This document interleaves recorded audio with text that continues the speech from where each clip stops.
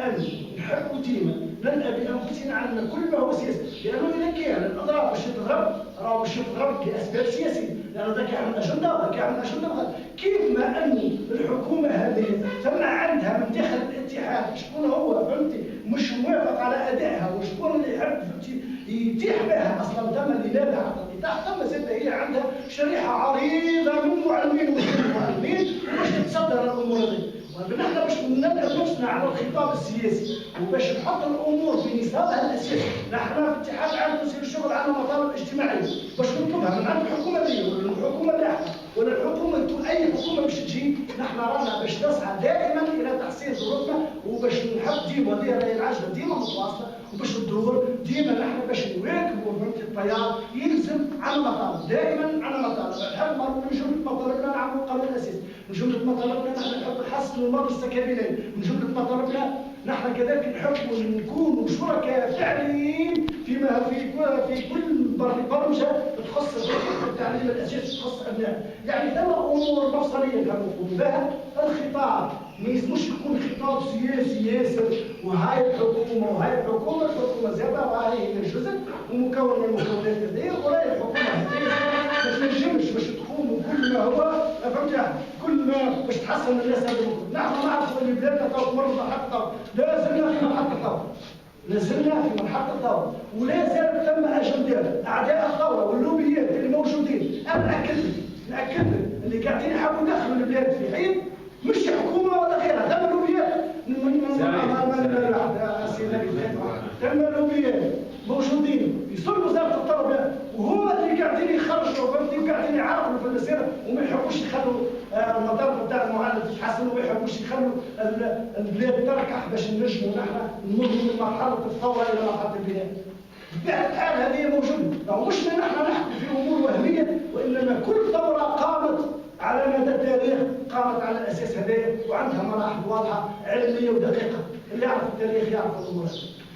طيب علاش نحن ما نعملوش شي حاجه اخرى؟ اضرابنا مهما كان النوع سياسي ولا مش سياسي، اضرابنا في خلفيه ولا ما فيش خلفيه، نحن كمعلمين لازمنا نمشي ولازمنا نمشي فيه. هذا هو انا مع الحكومه انا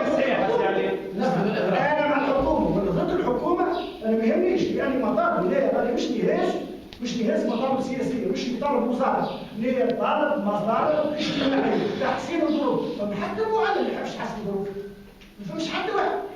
لا لو كان يعرف رئيس الحكومه اللي فيه معلم تو يطالب تحسين الظروف واضحه. فقط احنا ما ندخلوش في متاهه ان المعلم يضرب ولا ما يضربش.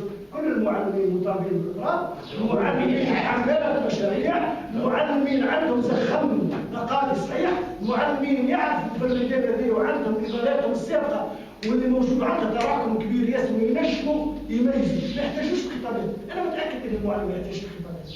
بقى المعلم لازم يكون واعي.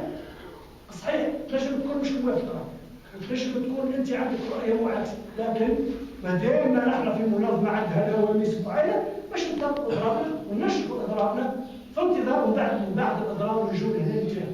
بعد الاضراب الرجول اللي عنده حاجه اللي عنده نقد واللي عنده كذا نضربوا المنظمه وبعد ذلك. ما جاوبتنيش على السؤال. بس زيدك وقت اللي الاتحاد العام في الشهر تعال الاضراب هذا في الفتره تاع 4 ايام 6 ايام كان نقابه اساسيه انتم مش عملتوا في اطار توعيه المعلم وتثقيف واعلام. فقط حاجه يخصوا معلومات خاطر احنا تحدثنا قلنا ثم مرات نجم تؤدي الى فشل هذا الاضراب.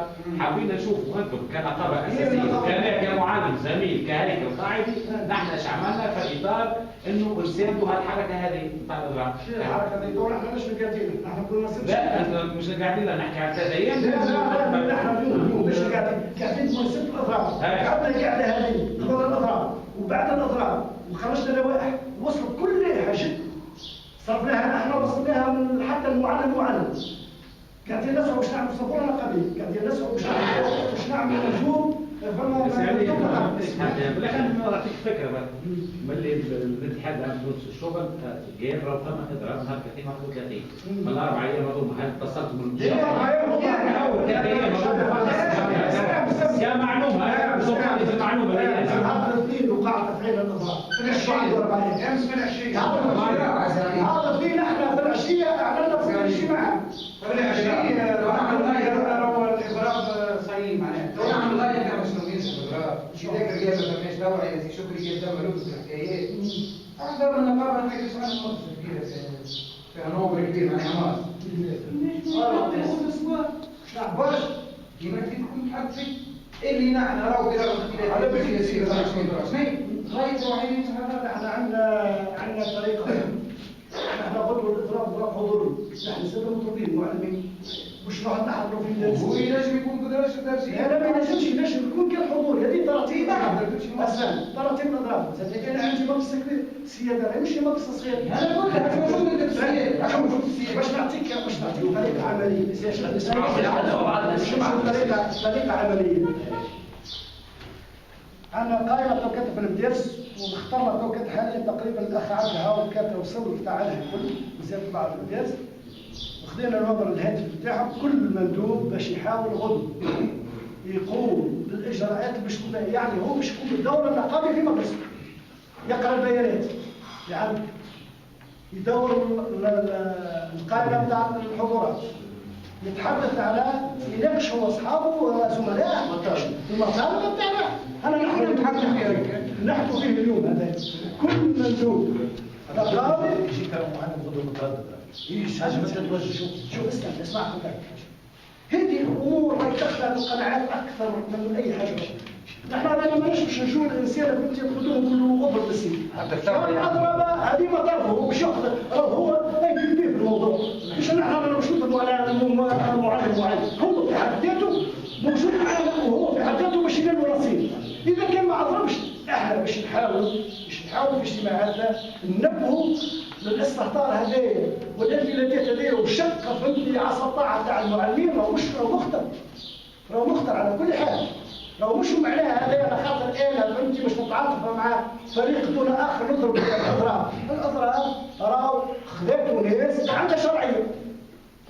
اللي خذا الاضراب في المفاوض راهو مش مفاوض جهه هبط من نيكاراغوا ما هبطش من انا الاسلام يمثل المعارضه على مستوى القمه فاوض المفاوضات بتاعو عجبتنا ما عجبتنيش هذه امور اخرى. نحن راهو نجم نقوموا باضرابنا ومن بعد كذا تحبوا نحن في اطار فهمتني دارنا هي نتحدى واحد نجم نقولوها قبل عام نجم نقولوا في اللائحه تاعنا راهو الاضراب هذا ما يساعدناش. راهو الاضراب هذا كان اضراب سياسي بامتياز. نحن ماناش نخرجوا المعلم اذا كان قرر باش يخدم حاجه كيف في اللائحه يتفضل مرحبا به. تبقى نحن تو يلزمنا ننجح الاضراب.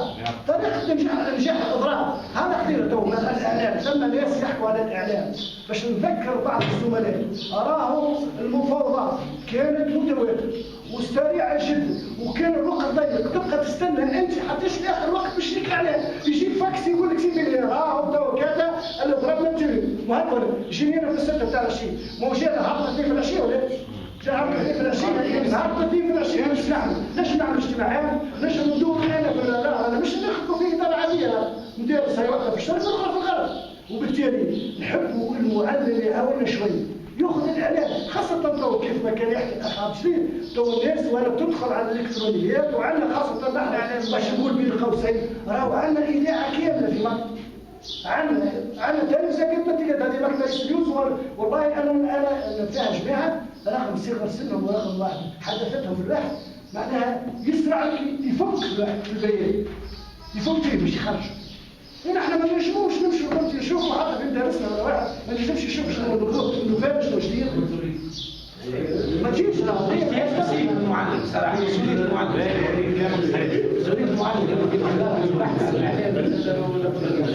ايه هو زملاء كان اعطيني بالله يا سير مش نعطيهم واحد هم الاخوه المندوبين قلت ان شاء الله كان راح نعطيهم هذه اللي مش مخرجنا على مستوى المدرسه على واحد بالله وحاول الشخص يدخل حاول الخلافات والامر عليها عنده غير من الاهميه بالنسبه لنا.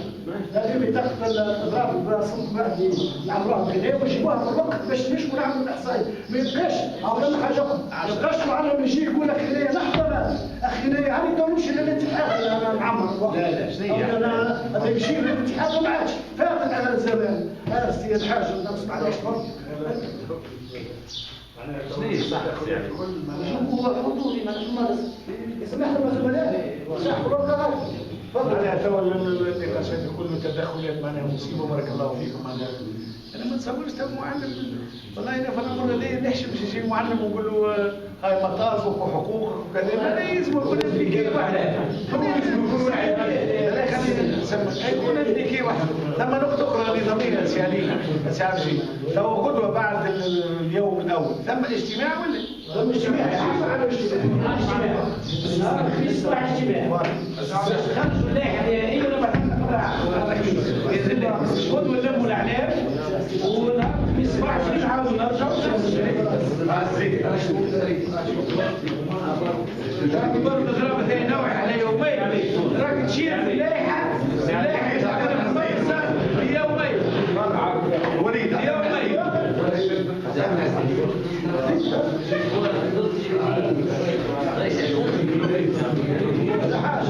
شوي بدايه زين عندنا بدايه تفضل شوف الزملاء بدايه سي صاحبي لحظه بركه عندي كلمه خاطر تهم السيده المديريه. المنشور اللي جا الاخراني على الخارج عن المدير المساعد اللي يخص هرم الاقسام. هذا راهو ضربه كبيره لجهه سديره فقط ضرب، والجهات الاخرى كان عندهم اتصالات وما ثماش خلاص. نفس الشيء اللي عملوه في الحركه اللي فاتت قاعدين يعملوا فيه تو، اللي باش يحاولوا باش يسكروا الاقسام الباراليل الكل. عنده فاسون مثلا لك نهار نحكي مدرسه الشيخ باش يولي فيها 12 قسم. معلمين هذيك مش تمشي. حاشيات برشا تصير مسكره. سياده كيف سيارة كيف مدارس برا سكر لي تحضير ده شنو المعلمين هذيك كلهم مش تمشي. وبالتالي حصه الانتدابات الخاصه بقطاع التعليم الاساسي في ولايه سيناء كلها مش مش تمحى تماما. اما شوف انت قداش معلم شوف زين بالله سمحت الراجل هذايا اللي يبعث في المناشير انا ما نتصورش هذيك الانسان مش عارف حتى شيء. انا كامل احترام انسان ما عارف شيء ودني شيء فلهذا كلامه هذاك في النافي خاسي زمر يبعث ولا ما يبعث انا كيف هذاك انسان ما يعرف شيء وهذاك انسان حسب رايي مع كامل احترامي ليه وصلاته هذاك سيدي ما يقرا له حتى 1000 حساب وما يعرف يقول لي دار مش داير عليه خلاص. فلهذا الامور اللي